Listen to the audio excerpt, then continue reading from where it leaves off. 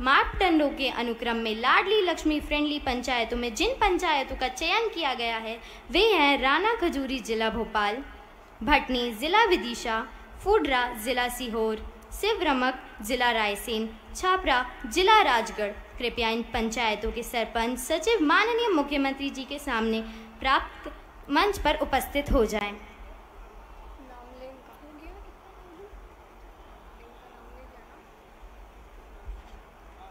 Shrimati anganwadi by रानी खजूरी भोपाल,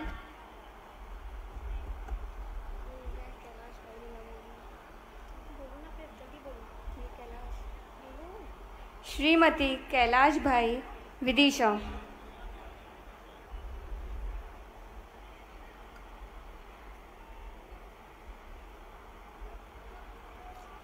श्रीमती तेज सिंह चौहान फुडरा सीहोर,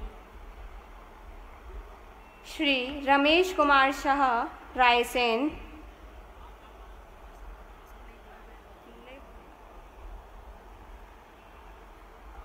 और कैलाश राजपूत छपरा विकासखंड सारंगपुर राजगढ़।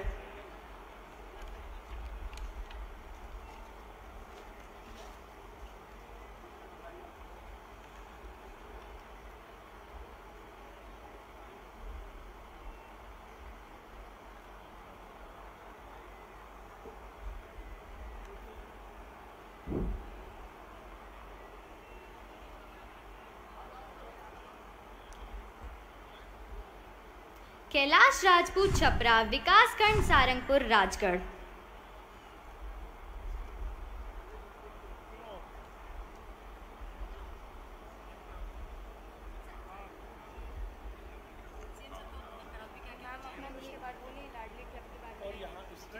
ये बोल दीजिए जो सर्टिफिकेट चेंज हो गया है, चेंज करने के बच्चे परेशान हो गए, आप बोल दो वो। आप सभी को जो प्रमाण पत्र का वितरण किया गया है, अगर उसमें कुछ अंतर हो गया हो, किसी का सर्टिफिकेट किसी के पास हो तो परेशान मत होइए, कार्यक्रम के बाद हम उसे चेंज कर देंगे। और इसके बाद माननीय मुख्यमंत्री जी को बुला लेंगे। इसके बाद अब मैं मेरे माननीय मामा जी को अपना उद्बोधन के लिए विनम्र आग्रह करती हूँ।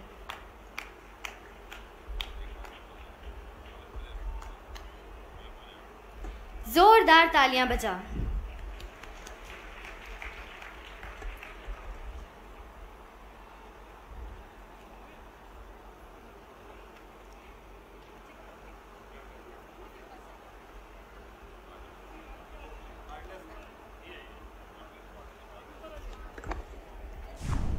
सब लाडली एक बार जोर से बोलेंगी। भारत माता की, इतने जोर से कि पूरे प्रदेश में लाडलियों की ताकत दिख जाए आज।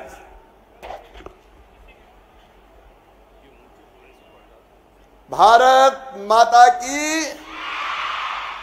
ये हमारा बेटा, इनके मम्मी पापा कहाँ हैं भाई? जरा चिंता करो, नहीं तो मामू ही रख लेगा इसको अपने पास। जरा ये बेटे को कौन का ये मिसिंग है तो यहां देख के, और ये बेटा यहां पे है अभी, इनको ले लेंगे मम्मी पापा जहां भी हो। कैसा लगा कार्यक्रम सबको? सब जोर से बोले कैसा लगा? मामा के घर आके कैसा लगा? सब खुश हो तो एक बार फिर बोलो, मैं भी। आज मेरी लाडली बेटियों के कार्यक्रम में यहां पधारे हुए हमारे चिकित्सा शिक्षा मंत्री आदरणीय विश्वास सारंग जी, हमारी लोकप्रिय सांसद, और वो भी लाडली हैं, लाडली बेटी हैं, महिला सशक्तिकरण का प्रतीक है साध्वी प्रज्ञा सिंह ठाकुर जी,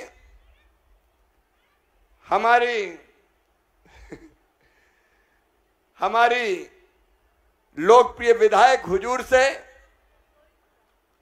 गोविंदपुरा से, सॉरी,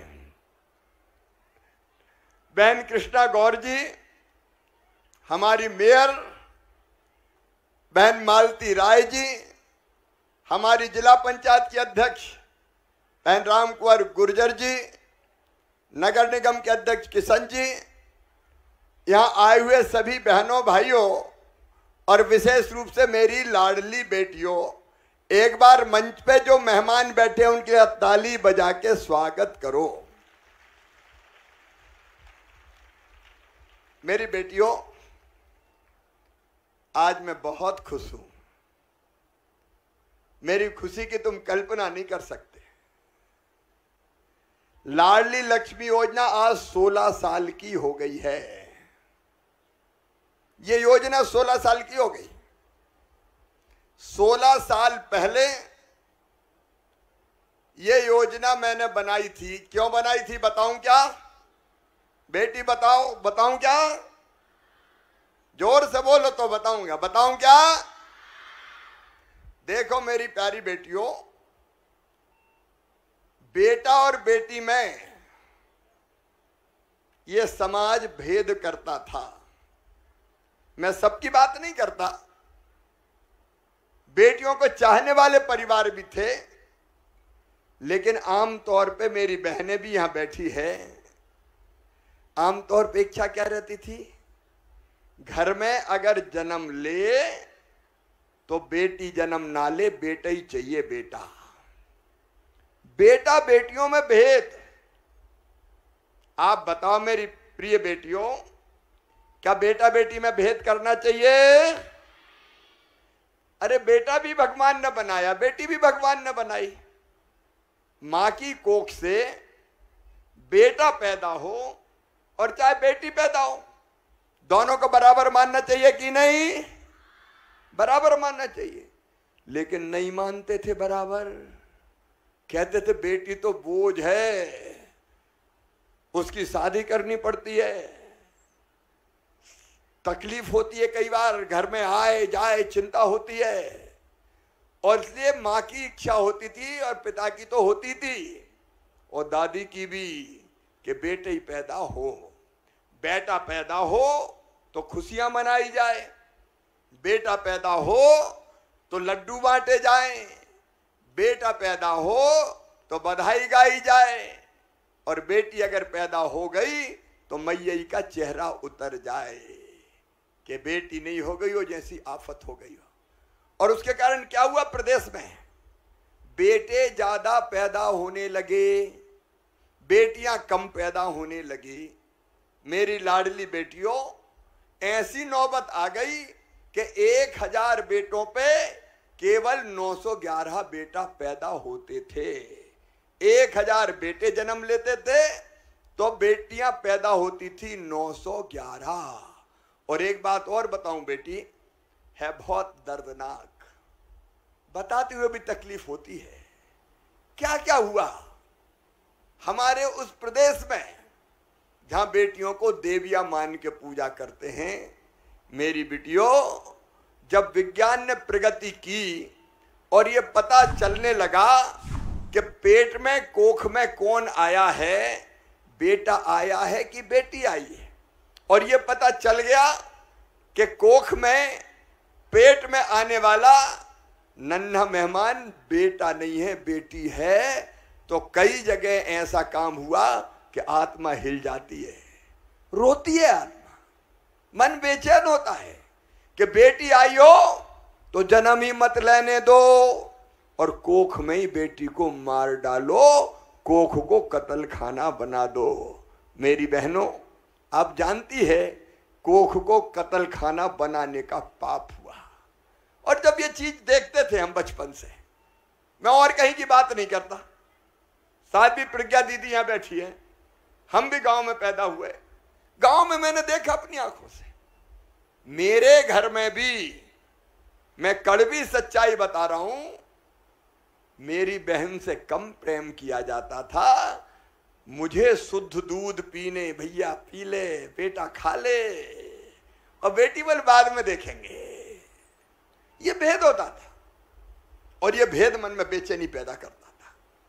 और मैं मेरी बेटियों यही कहता था कि हे भगवान, वो दिन कब आएगा जब हमारी बेटियों को न्याय मिले, बेटा बेटी दोनों को बराबर माना जाए। और दूसरी चिंता और कि बेटी अगर ऐसे ही कम होती रही तो बताओ दुनिया बच पाएगी क्या? जोर से बोलो, बच पाएगी क्या? बेटी नहीं बचाओगे तो बहू कहां से लाओगे? बताओ, दुनिया ही नहीं चल सकती है, सच्चाई है। मेरी बहनें यहां बैठी है, कुछ भाई भी बैठे। मैं तुमसे पूछना चाहता हूं, तुम्हारा अभिनंदन करता हूं मैं। यहां जितने भाई बहन बैठे हैं उनका ताली बजा के स्वागत करो, क्योंकि इनने बेटियों को जन्म देने दिया। ये वो भाई बहन बैठे हैं जिनने कहा कि बेटी आ गई, अब बेटे की चाह नहीं है, और 2 बेटी के बाद अपनी संतान की चाह नहीं की। इनने बेटा बेटियों को बराबर माना। मैं शीश झुका के इनको प्रणाम करता हूं। और 44,85,000 उन मम्मी पापाओं को, माता पिताओं को जिनने बेटी को बेटे के बराबर माना, मैं उनको भी प्रणाम करता हूं। लेकिन मन में तकलीफ होती थी कि ये भेद क्यों ये भेद बेटा बेटी में है। जब पता किया तो बेटी क्या बात जवाब आया, अलग अलग जगह पूछा तो क्या कहते थे? देखो भैया, बेटे की तो बात अलग है। बेटा कुल का दीपक होता है, बेटा बुढ़ापे की लाठी का सहारा होता है। और मैंने कई जगह कहा, फिर कह रहा हूं, बेटा कुल का दीपक होगा, बुढ़ापे की लाठी का सहारा बनेगा या बुढ़ापे में लठ मारेगा, इसकी कोई गारंटी नहीं है। लेकिन बेटी जब तक जिंदा रहेगी उनकी हर सांस मम्मी पापा के लिए चलेगी, अपने माता पिता के लिए चलेगी। बेटियां कभी माँ पिता को भूल नहीं सकते। बोलो सही बात है कि नहीं? बोलो मेरी बेटियों, सही है कि नहीं? अपने मम्मी पापा को भूल सकती हो क्या? क्योंकि बेटियों का हृदय बड़ा संवेदनशील होता है, बड़ा पवित्र होता है। मैं एक बात और बताऊं तुम्हें, मैं छोटा था लेकिन मैं बोलता था, भाषण देता था। तो जब मैं कुछ नहीं था, मुख्यमंत्री नहीं था, विधायक नहीं था, सांसद नहीं था, और एक छोटी सभा में भाषण दे रहा था कि बेटी को आने दो, बेटी है तो कल है। तो एक बूढ़ी अम्मा खड़ी हो गई, बड़ी बात कर रहा है, बेटी को आने दो, बेटी को आने दो। बेटी आ गई और बड़ी हो गई तो शादी का इंतजाम क्या तू करवाएगा? दहेज तू देगा क्या? आ गया बड़ी बड़ी बात करने। मेरा माथा ठनका कि शिवराज, भाषण से कुछ नहीं होने वाला रे। अगर बेटी को बचाना है तो कुछ ना कुछ करना पड़ेगा। लेकिन मैं क्या करता? मैं तो कुछ नहीं था, ना सांसद, ना विधायक, ना मुख्यमंत्री, कुछ भी नहीं था। लेकिन मन में बेचैनी होती थी कि कुछ करना चाहिए। तो पहले तो ऐसे ही जन जागरण का काम करते थे। लेकिन मैं बहुत लंबी बात नहीं करूंगा, बहुत देर से मेरी बेटियां बैठी है। जैसे ही मैं मुख्यमंत्री बना, मुख्यमंत्री बनते ही सुनाऊं सबको कहानी, सबको सुनाऊं? सब ध्यान से सुन रही हैं? तो मैंने कहा कि शिवराज, अब मौका है, बेटी को बोझ नहीं रहने देंगे, बेटी को वरदान बनाएंगे। और वरदान कैसे बनेंगे? बोझ हटेगा कैसे? तो एक बात ही दिमाग में आई, बेटी को क्यों नहीं आने देते? शादी में पैसा लगाना पड़ेगा, सुरक्षा की चिंता करनी पड़ेगी, पढ़ाई लिखाई के चक्कर में कौन पढ़े, बेटी तो ससुराल चली जाएगी। तो मन ने कहा कि शिवराज, ऐसी तरकीब लगा कि बेटी बोझ से वरदान बन जाए। तो मेरे दिमाग में एक आइडिया आया, और आइडिया ये आया कि अगर बेटी को पैदा होते ही लखपति बना दें और 1 लाख से ज्यादा रुपया उसको मिलने लगे तो समाज को लगेगा कि बेटी अब बोझ नहीं है, क्योंकि बेटी आई तो साथ में पैसे का इंतजाम भी करके आई। बताओ आइडिया अच्छा था कि नहीं? अरे जोर से बोलो। तो हमने अपने अफसरों को बुलाया, पूरी कहानी सुनाता हूं तुमको। विश्वास सारंग जी बैठे हैं यहाँ, कृष्णा दीदी बैठी हैं, हमारी दीदी बैठी हैं, मालती दीदी बैठी हैं, और राम कुंवर दीदी भी बैठी हैं। बड़ा मजा आया, मैं सुनाता हूँ। मैंने बेटी अधिकारी बुलाए, अब तुम अभी छोटी हो लेकिन अब इतना देखो कितना अच्छा गाया, कितना अच्छा बोल रही हैं, तो तुम अब धीरे धीरे सब समझने लगी। और मैंने कहा देखो, मुख्यमंत्री को अपने अफसरों से बात करना पड़ती है। एक अफसर यहाँ बैठी हैं अपनी महिला बाल विकास की, दीपाली रस्तों की, भोसले जी और कमिश्नर भी बैठे हैं, बड़ी इंटरेस्टिंग कहानी है। मैंने बुला के कहा कि भाई ऐसी योजना बनाओ कि जिससे बेटी पैदा होते ही लखपति हो जाए।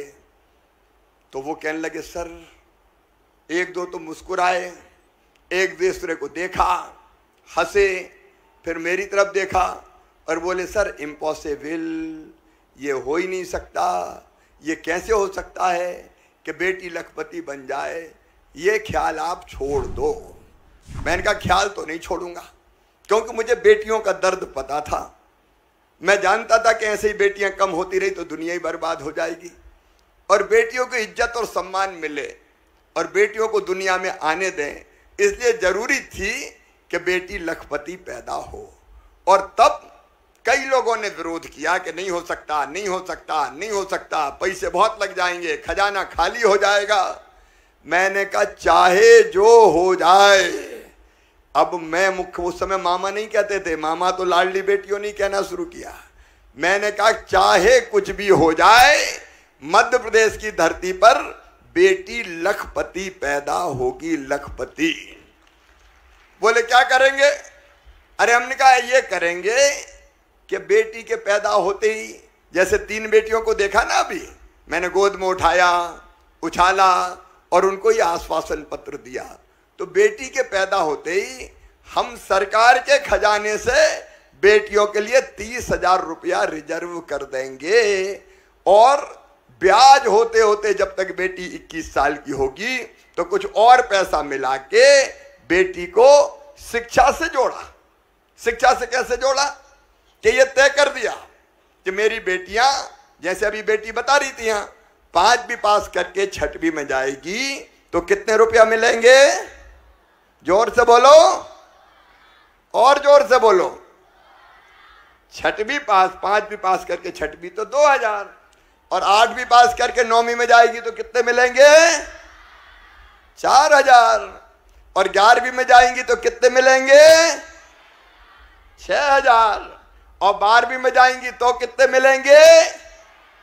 6,000, और कॉलेज में जाएंगी तो कितने मिलेंगे? फिर से बताओ, बताओ 12वीं पास करके कॉलेज में जाएंगे तो कितने रुपया मिलेंगे? 12,500 एडमिशन लिया और 12,500 डिग्री जैसे ली वैसे ही, मतलब 25,000 रुपया।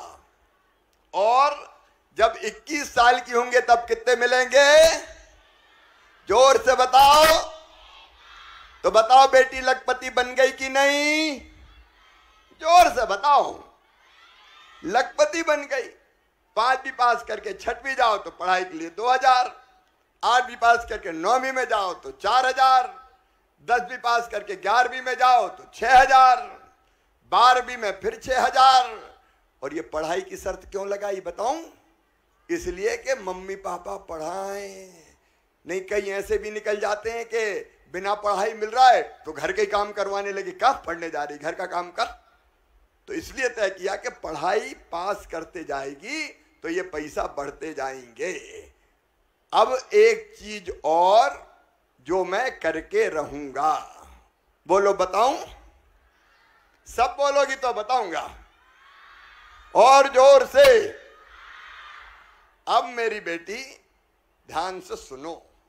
अभी एक बेटी ने कहा मैं IIT में पढ़ूंगी। बोलो अच्छे से पढ़ना चाहती हो कि नहीं? अच्छा बताओ डॉक्टर कौन कौन बनना चाहती हो? अब नीचे कर लो हाथ। अब इंजीनियर कौन कौन बनना चाहती हो बताओ?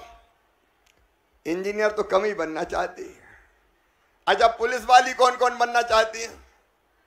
पुलिस वाली भी बेटियां हैं। अच्छा वकील कौन बनना चाहती है? वकील भी कम ही है। अच्छा IIT में कौन कौन जाना चाहती है? इंजीनियर बनने IIT में। अच्छा और ये बताओ चार्टर्ड अकाउंटेंट कौन बनने वाली है? कम हाथ उठ रहा है। अच्छा मुख्यमंत्री कौन कौन बनने वाली है बताओ? मुख्यमंत्री तो बहुत हो गई हैं।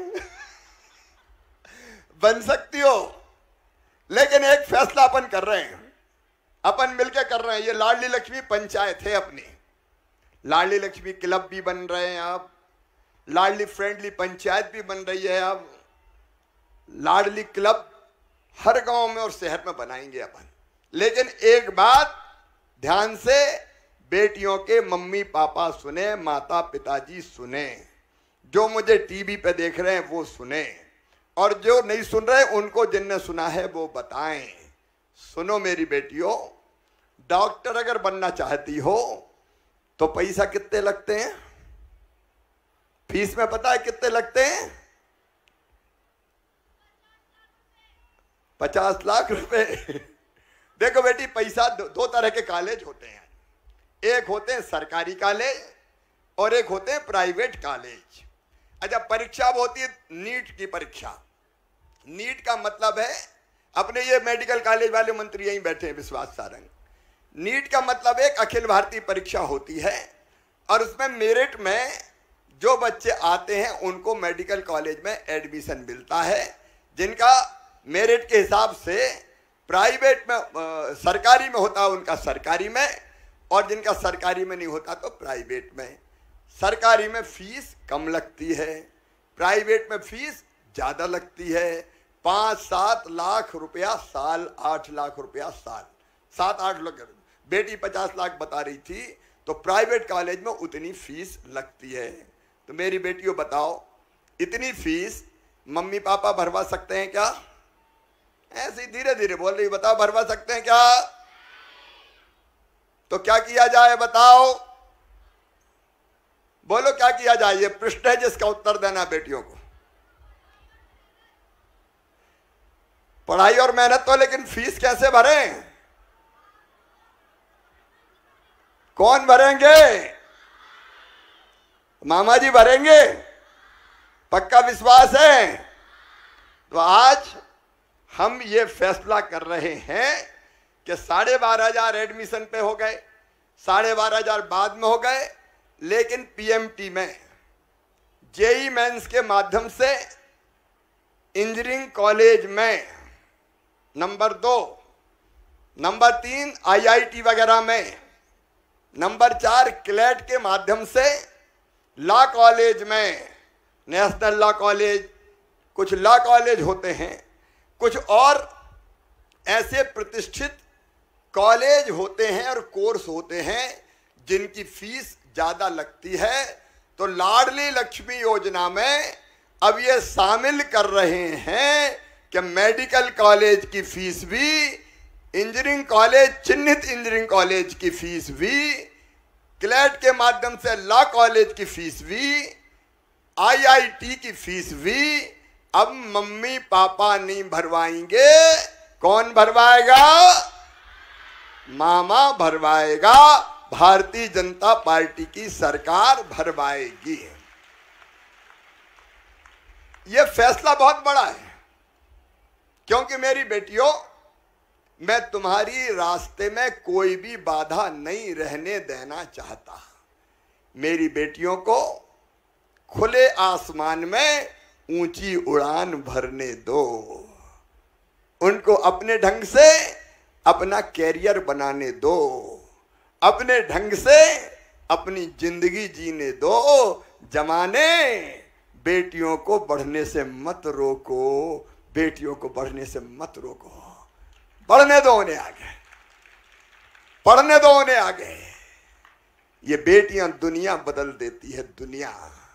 और आज मुझे कहते हो खुशी है, मैं मध्य प्रदेश वासियों को बताना चाहता हूं, मेरे बहनों और भाइयों, जिस प्रदेश में 1000 बेटों पर 911 बेटियां पैदा हो रही थी, आज लाडली लक्ष्मी योजना के कारण 956 बेटियां जन्म ले रही है। 956।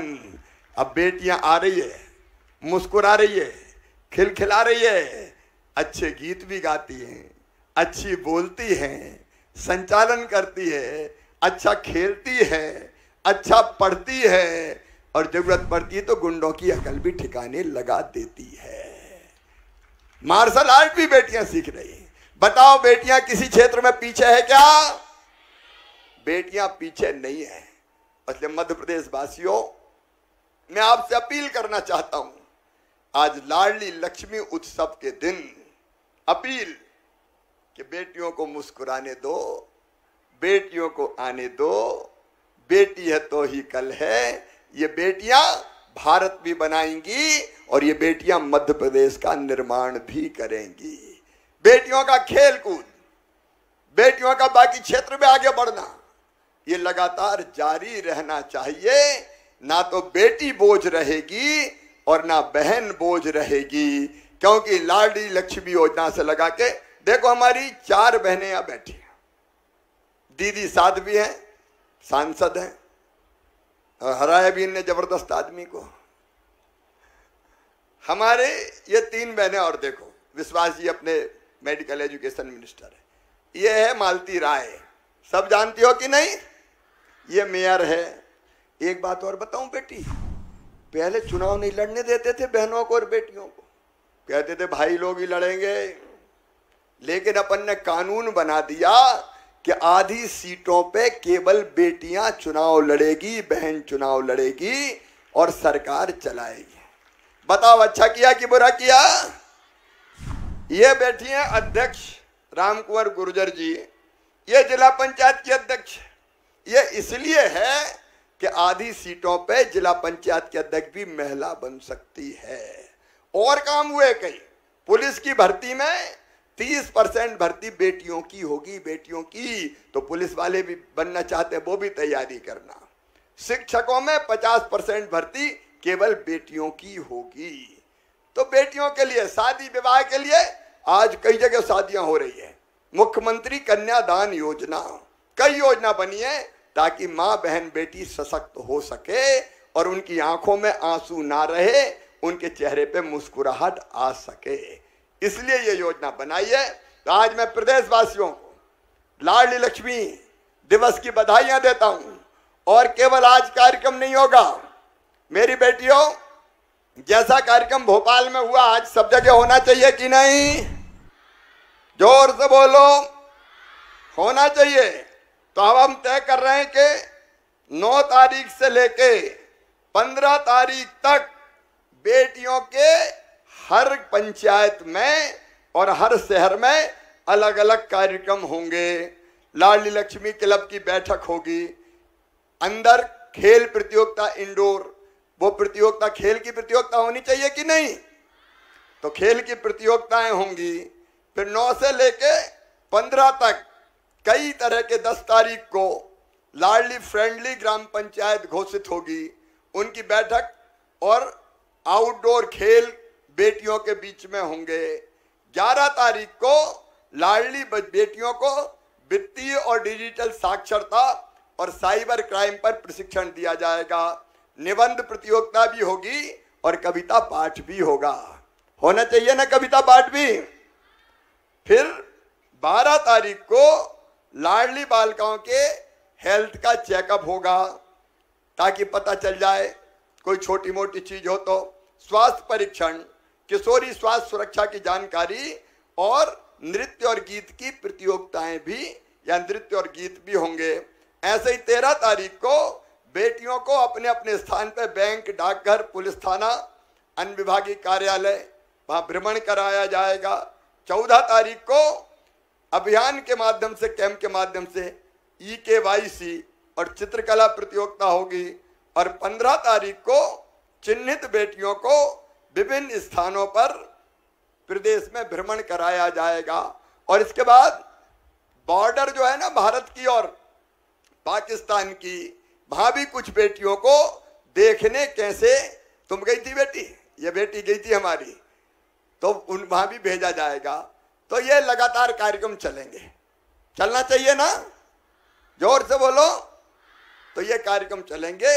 एक बार फिर मेरे यहाँ सभी बेटियों को बहुत बहुत शुभकामनाएं, आशीर्वाद। मामा और ये सरकार आपके साथ हर पल खड़ी है। आगे बढ़ती जाओ, पढ़ती जाओ, खेलती जाओ, दौड़ती जाओ और आसमान छू लो सफलता का। यही मेरी शुभकामनाएं हैं, यही मेरी दुआएं हैं। मेरी बेटियों, एक बार हम फिर जोर से बोलेंगे, मैं हूं, मैं भी हूं।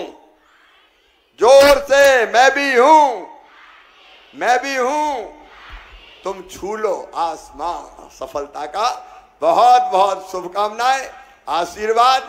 आज बहुत देर हो गई, बोर तो नहीं हुई बेटियां? तो अभी भोजन भी करना है, ठीक है? तो भोजन करने के बाद फिर जाना है। बहुत बहुत बधाई, बहुत बहुत शुभकामनाएं, धन्यवाद, नमस्कार। मैं सृष्टि मालविया समस्त सब लाडलियां माननीय मामा जी एवं मंच पे प्रस्तुत हमारे माननीय अतिथि गणों का इस कार्यक्रम के लिए धन्यवाद ज्ञापित करना चाहती हूं और आशा करती हूं हमारे मामा जी का आशीर्वाद हम लाडलियों पर सदैव बना रहे। धन्यवाद।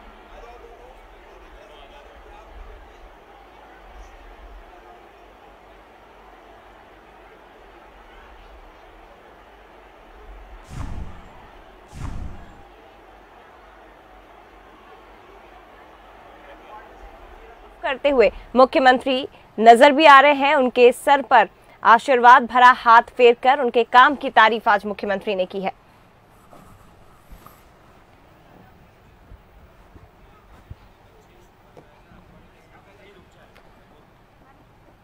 तो लाडली लक्ष्मी उत्सव आज सीएम हाउस में मनाया गया। कार्यक्रम की सीधी तस्वीरें आप देख रहे हैं।